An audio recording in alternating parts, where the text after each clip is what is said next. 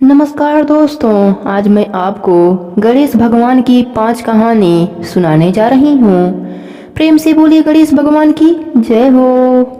प्राचीन समय की बात है। एक गांव में एक दादी पोती रहती थीं, जिन्होंने गणेश भगवान की कहानी सुनने का नियम लिया हुआ था। वह एक कलश में जल भरकर और फूल रखकर कहानी कहा करती थीं और गणेश भगवान का नाम लेकर अर्घ दिया करती थीं। एक दिन पोती का विवाह हो गया। जब वह ससुराल जाने लगी तब दादी ने उसे सिर्फ एक कलश में जल भरकर दे दिया और कहा, गणेश भगवान के कहानी का नेम कभी मत छोड़ना। पोती विदा होकर ससुराल चली गई और चलते चलते सोचती रही कि ससुराल में सब पूछेंगे कि बहू क्या क्या लाई है तो मैं क्या बताऊंगी। गणेश भगवान ने सोचा कि यह लड़की बहुत परेशान है, मुझे इसका संकट मिटाना चाहिए। रास्ते में पोती ने गणेश भगवान की कहानी कहकर अर्घ दिया। जैसे ही उसने अर्घ दिया, वहाँ हीरे मोतियों का कुंड भर गया। हीरे मोतियों से भरे हुए कुंड को देखकर पोती बहुत खुश हुई।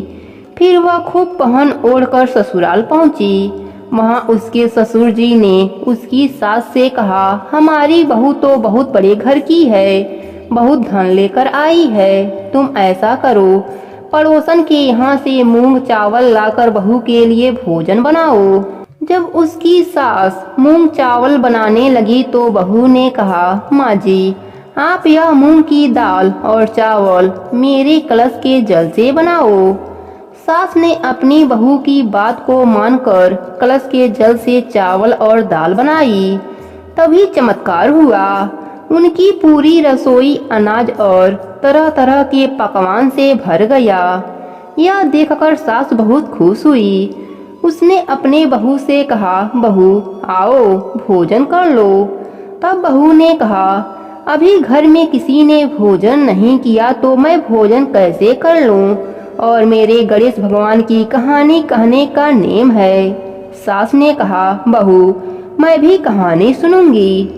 फिर बहू ने एक कलश में जल भरकर और फूल रखकर गणेश भगवान की कहानी कही और घर के सभी सदस्यों ने गणेश भगवान की कहानी सुनी। गणेश भगवान की कृपा से उनके घर में धन भर गया। यह सब देखकर सास और भी अधिक प्रसन्न हुई। फिर वह खुशी खुशी अपने पूरे मोहल्ले में गणेश भगवान का प्रसाद बांटने लगी। तब उसकी पड़ोसन ने कहा, अभी तो तुम चावल और दाल उधार लेकर गई थी और इतनी जल्दी इतना सारा धन कहाँ से लाई। तब उसकी सास बोली, मेरी बहू हर रोज गणेश भगवान की कहानी कहती है, यह सब उसी का फल है। सास की बात सुनकर पड़ोसन को बड़ी हैरानी हुई और उसने कहा, मैं भी गणेश भगवान की कहानी कहा करूंगी। गणेश भगवान की कहानी कहने से पड़ोसन का घर भी अन्य धन से भर गया। हे गणेश भगवान, जैसे आपने पोती को दिया वैसे ही सबको देना। कहानी अधूरी हो तो पूरी करना, पूरी हो तो मान रखना। प्रेम से बोलिए गणेश भगवान की जय हो। बहुत समय पहले की बात है। एक गांव में एक सास बहू रहती थीं। सास बहुत कंजूस स्वभाव की थी। वह धर्म पुण्य तो बहुत करती, लेकिन भगवान की सेवा पूजा से ज्यादा उसका ध्यान पैसे पर रहता। एक बार उसने व्रत किया, सारे परिवार और पड़ोसियों को खाने का निमंत्रण दिया। उसने सोचा कि अगर मैं ब्राह्मण भोज करा दूं तो उद्यापन भी हो जाएगा, पर अगर कोई पेटू ब्राह्मण आ गया तो उसे भोजन कराने में बहुत खर्चा हो जाएगा। उसने अपने बहू से कहा, मुझे एक ब्राह्मण को जिमाना है। तुम एक काम करो, कोई छोटा लड़का देखकर न्योता देकर आ जाओ और एक व्यक्ति की रसोई ज्यादा बना लेना। बहू घर से बाहर गई। कुछ दूर पर ब्राह्मण के लड़के गेम खेल रहे थे। बहू ने उन्हीं में से एक को बुलाकर कहा कि तुम 12 बजे हमारे घर पर भोजन करने आ जाना। लड़के ने कहा, मेरा नाम गणेशा है, मुझे गणेशा गणेशा पुकारना, मैं उसी समय आ जाऊंगा। बहू ने घर जाकर रसोई में खाना बनाया। उसके बाद वह घर के बाहर गई। कुछ दूर आकर उसने ब्राह्मण बालकों को खोजा, पर उसे कोई नहीं मिला। फिर बहू को बालक का कहा याद आया और उसने गणेशा गणेशा पुकारा। तब अचानक से वह बालक बहू के सामने आ गया।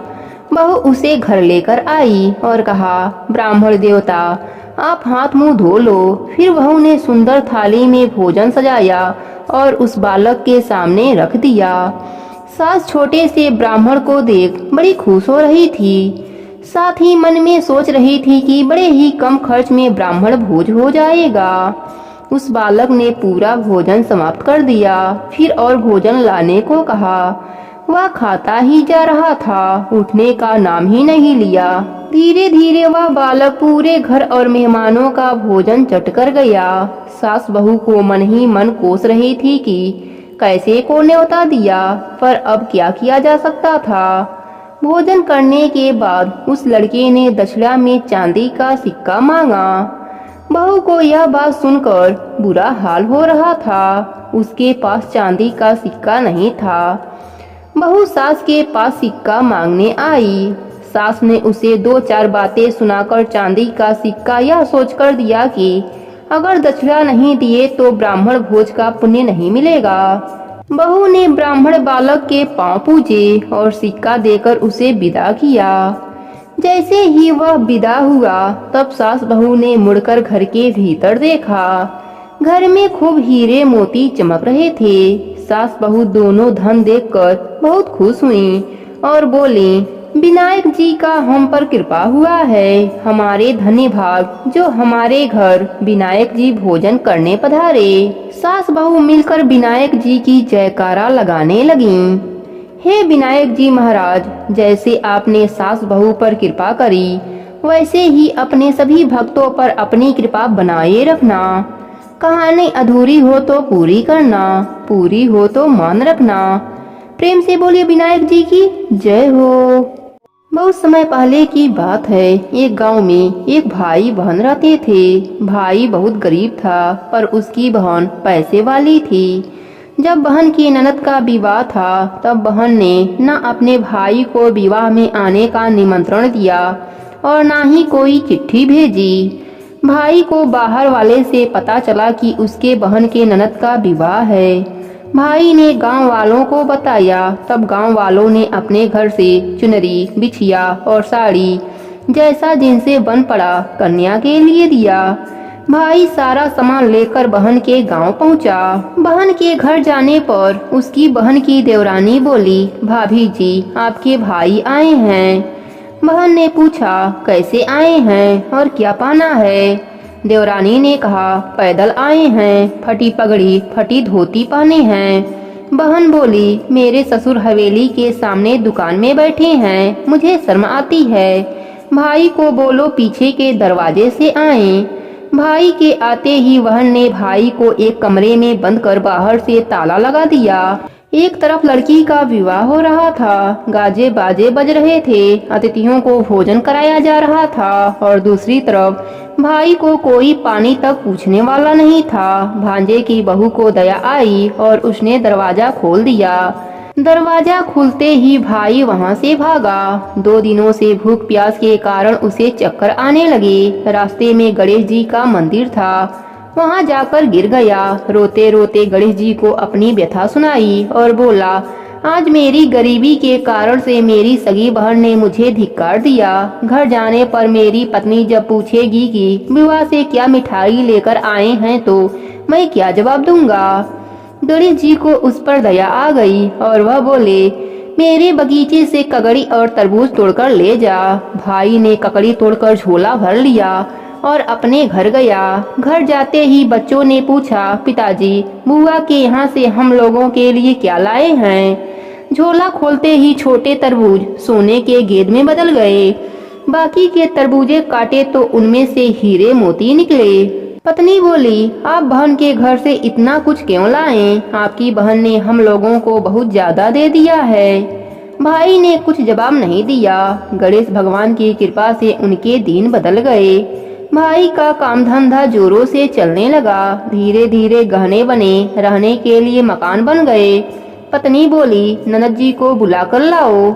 भाई नए कपड़े नए जूते पहनकर रथ में बैठकर बहन को लेने गया।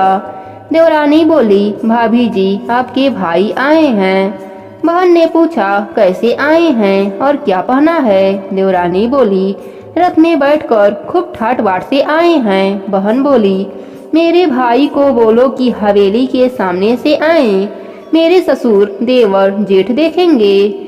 भाई का बहन ने खूब स्वागत किया। भाई बोला, मैं तुम्हें लेने आया हूँ। बहन बोली, मुझे भी बहुत दिन हो गए, चलो मैं चलती हूँ। भाई बहन को लेकर अपने घर आया। भाई और उसकी पत्नी ने बहन का खूब आदर सत्कार किया। जो चीजें मांगी सब बनवा कर दिया। बहन बोली, भाई मुझे जूते चाहिए। भाई ने मोची को बुलाया और कहा, मेरी बहन के लिए ऐसी जूती बनाओ जो मुंह से बोले। भाई ने बहन को बहुत सारा धन देकर विदा किया, पर अभी तक जूती नहीं आई थी। बहन रवाना होने लगी, तब मोची जूतियां लेकर आया। बहन के जूती पहनते ही जूतियां बोले, निर्धन भाई की पैसे वाली बहन, गणेश जी का बगीचा नहीं होता तो आज क्या करती बहन? तब भाई की पत्नी ने पूछा, यह कहाँ से आवाज आ रही है? भाई ने कहा, सुबह का समय है, कोई जीव जंतु बोल रहा होगा। भाई ने घोड़े गाड़ी को जल्दी जाने को कहा। बहन के जाते ही पत्नी जिद करके बैठ गई कि जूतिया क्या बोल रही थी। पति ने अपनी पूरी आप बीती सुनाई कि कैसे बहन ने मुझे 2 दिन भूखा रखा, कमरे में बंद कर दिया। भांजे की बहू ने दरवाजा खोला, तब मैं बाहर आया और गणेश जी के शरण में जा पहुंचा। गणेश जी की कृपा से हमारे दिन बदले हैं। उसने अपने पत्नी को सारी बात बताई। तब पत्नी बोली, अगर मुझे पहले मालूम होता तो मैं आपकी बहन को कुछ नहीं देती, मेरा दिया हुआ सब कुछ वापस लेकर आओ। तब पति बोला, सुहासिनी के आशीष से ही हमें गणेश जी ने सब दिया है। अगर वह मुझे भूखा प्यासा कमरे में बंद नहीं करती तो मैं गणेश जी के मंदिर में क्यों जाता? क्या मैं गणेश जी को अपना दुखड़ा सुनाता? तुम अपना मन मैला मत करो, अपने पर तो गणेश जी की कृपा है और किस चीज की कमी है। फिर दोनों गणेश जी के आगे झुककर प्रणाम किया और जयकारा लगाया।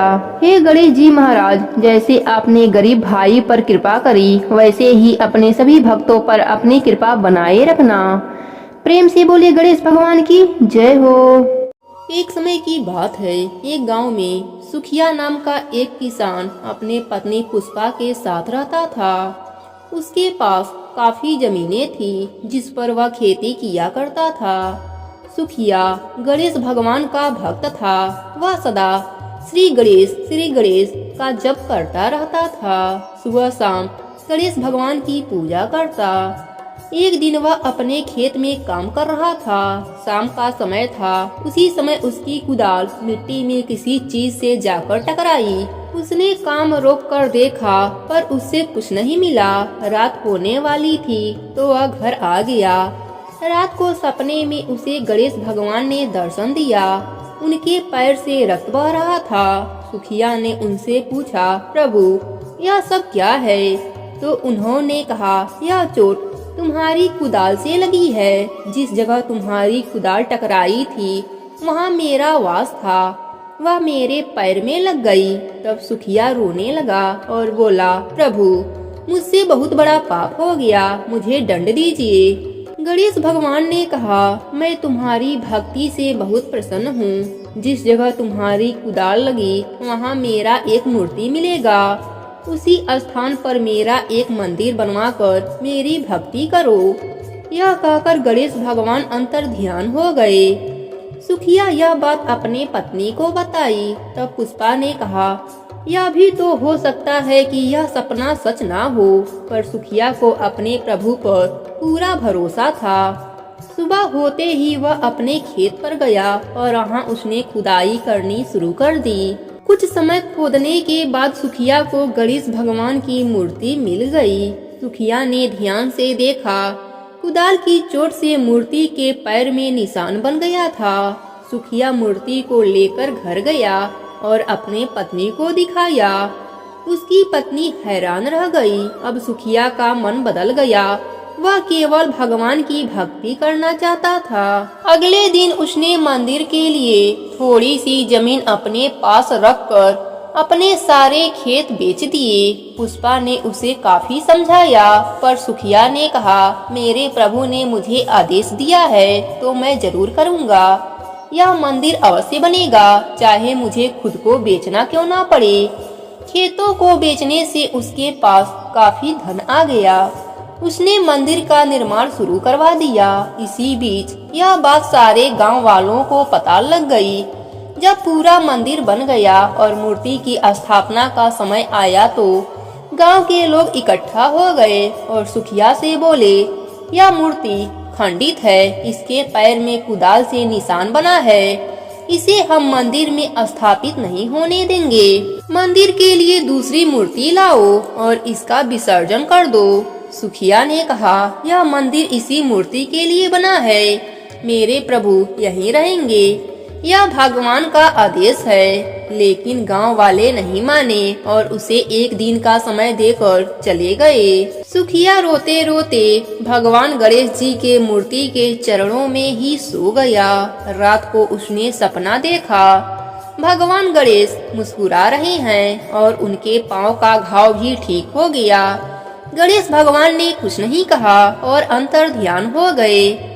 सुखिया की आंख खुली तो वहाँ कोई नहीं था। सुबह हो चुकी थी। वह उठा तो उसने देखा मूर्ति के पाँव में जो कुदाल का निशान बना था वह मिट गया है और पैर के जो पत्थर टूट गए थे वह अपने आप जुड़ गए हैं। सुखिया की आंखों से आंसू बह रहे थे। कुछ देर बाद यह खबर पूरे गांव में फैल गई। सभी गांव वाले मंदिर आ गए और सुखिया से माफी मांगने लगे। इसके बाद सबने मिलकर मूर्ति की प्राण प्रतिष्ठा की। इस चमत्कार को देखकर पुष्पा का मन भी गणेश भगवान के भक्ति में लग गया। अब सुखिया और पुष्पा इसी मंदिर में रहकर गणेश भगवान की सेवा करने लगे। गणेश भगवान का चमत्कार दूर दूर तक फैल गया, जिससे मंदिर के नाम पर बहुत सारे चढ़ावे आने लगे। कोई अन्य दान करता, कोई धन दान करता, कोई जमीन दान करता। इस प्रकार सुखिया गणेश भगवान की कृपा से बहुत धनी व्यक्ति बन गया। हे गणेश भगवान, जैसे आपने सुखिया पर अपनी कृपा करी, वैसे ही अपने सभी भक्तों पर अपनी कृपा बनाए रखना। कहानी अधूरी हो तो पूरी करना, पूरी हो तो मान रखना। प्रेम से बोले गणेश भगवान की जय हो। एक गांव में एक अंधी बुढ़िया माई रहती थी। वह गणेश भगवान की परम भक्त थी। आँखों से भले ही दिखाई नहीं देता था, परंतु वह सुबह शाम गणेश वंदना में मग्न रहती थी। गणेश भगवान बुढ़िया माई के भक्ति से बड़े प्रसन्न हुए। उन्होंने सोचा, यह बुढ़िया माई मेरा नित्य नियम निभाती है, परंतु बदले में कभी कुछ नहीं मांगती। भक्ति भाव का फल तो उसे मिलना ही चाहिए। ऐसा सोचकर गणेश भगवान एक दिन बुढ़िया माई के सम्मुख प्रकट हुए तथा बोले, माई, तुम मेरी सच्ची भक्त हो, तुम मेरा नित्य नियम निभाती हो, मैं उससे बहुत प्रसन्न हूँ, अतः तू जो वरदान चाहो हमसे मांग सकती हो। बुढ़िया माई बोली, प्रभु, मैं तो आपकी भक्ति प्रेम भाव से करती हूँ, मांगने का तो मैंने कभी सोचा ही नहीं, अतः मुझे कुछ नहीं चाहिए। गणेश भगवान पुनः बोले, मैं वरदान देने के लिए आया हूँ। बुढ़िया माई बोली, मुझे मांगना तो नहीं आता, अगर आप कहें तो मैं कल मांग लूँ, तब तक मैं अपने बेटे व बहू से सलाह भी ले लूंगी। गणेश भगवान कल आने का वादा करके अंतर ध्यान हो गए। बुढ़िया माई का एक पुत्र व बहू थे। बुढ़िया ने सारी बात उन्हें बताई और सलाह मांगी। बेटा बोला, माँ, तू गणेश भगवान से ढेर सारा पैसा मांग लो, हमारी गरीबी दूर हो जाएगी, सब सुख चैन से रहेंगे। बुढ़िया माई की बहू बोली, नहीं माँ जी, आप पोते पोती का वरदान मांगे, वंश को आगे बढ़ाने वाला भी तो कोई चाहिए। बुढ़िया माई बेटे व बहू की बात सुनकर सोचने लगी, यह दोनों तो अपने अपने मतलब की बातें कर रहे हैं। फिर बुढ़िया माई ने अपने पड़ोसन से सलाह लिया। पड़ोसन ने कहा, तुम्हारी सारी जिंदगी दुखों में कटी है, अब जो थोड़ा सा जीवन बचा है वह तो सुख से व्यतीत हो जाए। धन अथवा पोते का तू क्या करेगी? अगर तुम्हारी आंखें ही नहीं है तो यह तो सांसारिक वस्तुएं तुम्हारे लिए व्यर्थ हैं, अतः तुम अपने लिए अपने आंखों की रोशनी मांग लो। बुढ़िया माई घर लौट आई। बुढ़िया माई और भी सोच में पड़ गईं। वह सोचा कि कुछ ऐसा मांगूं जिससे मेरे बेटे व बहू सबका भला हो, लेकिन ऐसा क्या हो सकता है। बुढ़िया माई कभी कुछ मांगने का मन बनाती तो कभी कुछ, परंतु कुछ भी निर्धारित ना कर सकीं। दूसरे दिन गणेश भगवान पुनः प्रकट हो गए तथा बोले, बुढ़िया माई तुम अपना वरदान मांग लो। गणेश भगवान के पावन वचन सुनकर बुढ़िया माई बोली, यदि आप मुझसे प्रसन्न हैं तो कृपया मुझे मन इच्छित वरदान दीजिए। मैं अपने पोते को सोने के गिलास में दूध पीते हुए देखना चाहती हूँ। बुढ़िया माई की बातें सुनकर गणेश भगवान उसके सादगी व सरलता पर मुस्कुरा दिए और बोले, तुमने तो मुझे ठग लिया। मैंने तुम्हें एक वरदान मांगने के लिए बोला था, परंतु तुमने तो एक वरदान में ही सब कुछ मांग लिया। तुमने अपने लिए लंबी उम्र मांग ली, आंखें मांग ली, बेटे के लिए धन व बहू के लिए पोता भी मांग लिया। पोता होगा, ढेर सारा पैसा होगा, तभी तो वह सोने के गिलास में दूध पिएगा। पोते को देखने के लिए तुम जिंदा रहोगी, तभी तो देख पाओगी। अब देखने के लिए आंखों की रोशनी भी देनी पड़ेगी। फिर गणेश भगवान बोले, जो भी तुमने मांगा है वह सब तुम्हें मिल जाएगा। इतना कहकर गणेश भगवान वहां से अंतर ध्यान हो गए। गणेश भगवान की कृपा से बुढ़िया माई का घर अन्य धन पोता पोती से भर गया। हे गणेश भगवान, अपने सभी भक्तों पर अपनी कृपा बनाए रखना। कहानी अधूरी हो तो पूरी करना, पूरी हो तो मान रखना। प्रेम से बोलिए गणेश भगवान की जय हो।